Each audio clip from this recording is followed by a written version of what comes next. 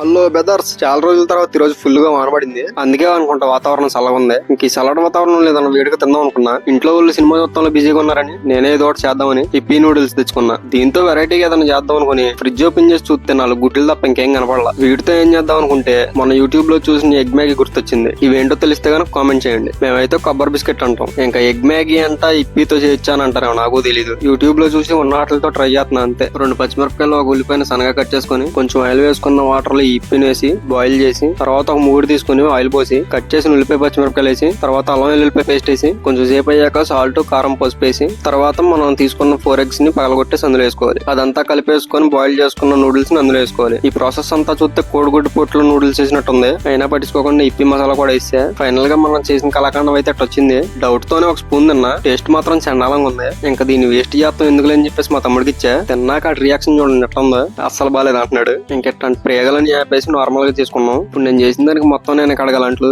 మీరు మాత్రం అట్లాంటి ప్రయోగాలు చేయమాకండి. ఇంకా నార్మల్ దాని టేస్ట్ విషయానికి వస్తే బానే ఉంది. లాస్ట్ లో కడుపు క్లీన్ చేసుకోవడానికి సాల్ట్ సోడా తాగేసా. Okay bye.